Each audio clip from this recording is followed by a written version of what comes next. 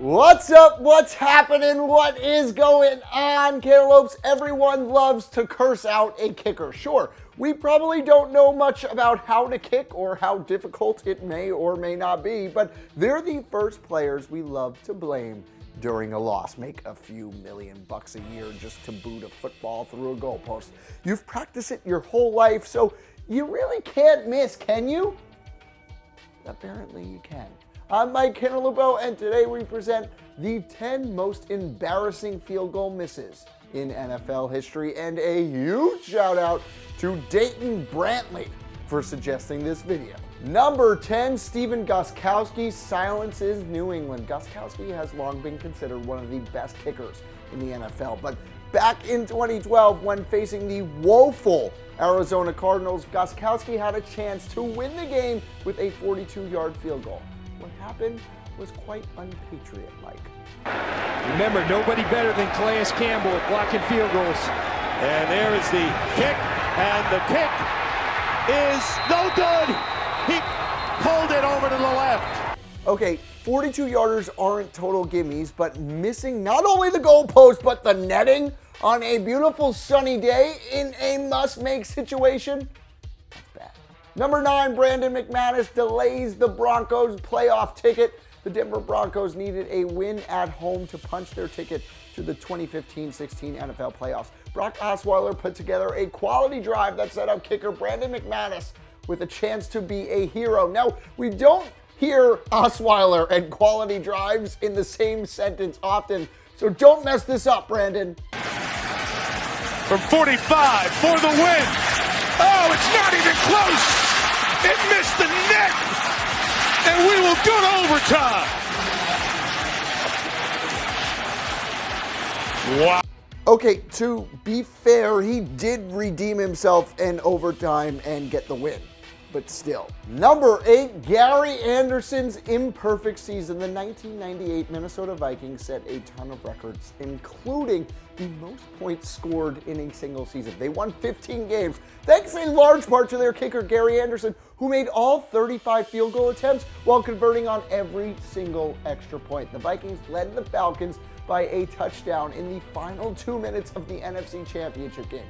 Anderson had the chance to continue his perfect season by making a give-me 38-yard field goal indoors. Gary Anderson will make this field goal. The answer should probably be yes. 39 yards away, and it's not good. Did you see that stat? The man made 122 consecutive kicks before this play. Could you really put the blame on him?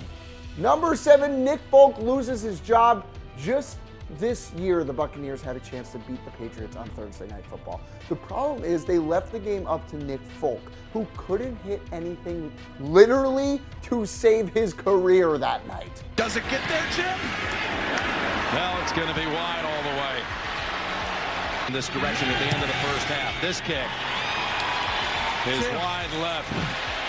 They've got to have it.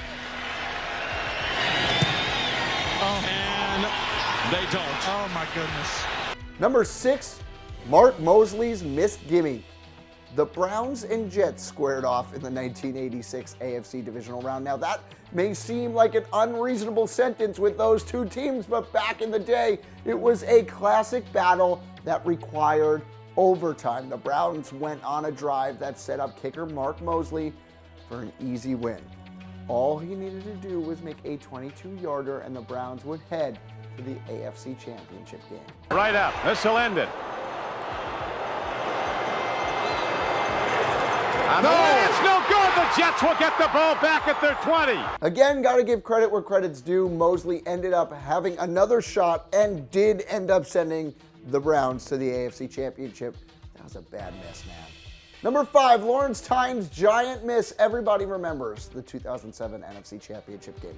With the game tied 20 apiece and just 4 seconds left on the clock, Lawrence Tynes needed to make a 36-yarder to send New York to the Super Bowl. High snap. Fiegels gets it down, and it's hooked. This one was really just a disaster from the whole battery. Bad snap, bad hold, bad kick. Can't blame it just on Tynes, especially since he made a field goal in overtime and the Giants ended up winning Super Bowl 42 anyway. Number 4, Neal racks up a bad miss. The 2009 NFC wildcard game, one of the most epic QB duels of all time, and it came down to a kick. Neal Rackers had an easy 36-yard field goal indoors at the end of regulation. Good snap, good hold, and the kick is pulled. Missed wide left. Luckily for Rackers, the Cardinals defense came up clutch and won the game in overtime. Number 3, Billy Cundiff's AFC Championship blunder. The Ravens had a ticket to the Super Bowl in their pocket. At least we all thought. First, Lee Evans dropped a game-winning touchdown pass from Joe Flacco. Then, Pro Bowl kicker Billy Cundiff had an easy 32-yard field goal attempt to force overtime. Field goals, 32 yards to tie it. And the kick, look out! Look out! It's no good! It's no good! Cundiff would be released after the season. Number 2, the Seahawks and Cardinals double whammy. This yawn fest matchup was tied 6-6 in overtime. Kickers were responsible for all the points. Chandler Cannizzaro had to make one more, an easy 24-yard field goal to win it. 24-yard attempt. Oh, he hits the upright. It's no good. After that miss, Seattle tried to jump on the opportunity to win. Russell Wilson led his team into Arizona's red zone. Now, Stephen Hauschka had a 28-yarder for the win. John Ryan to hold. And he misses it. That's impossible.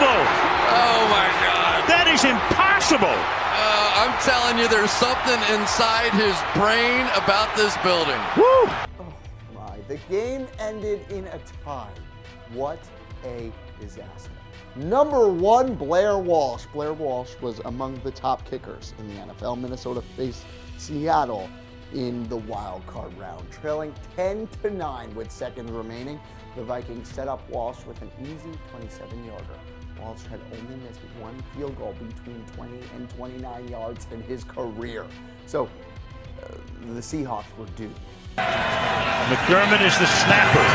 And the kick is no good! Walsh eventually lost his job and was released. There was no debating that he would be number 1 on this list. What are some other embarrassing field goals? Tough to top Blair Walsh, but let us know in the comments below. Hey, I hope you learned a thing or two.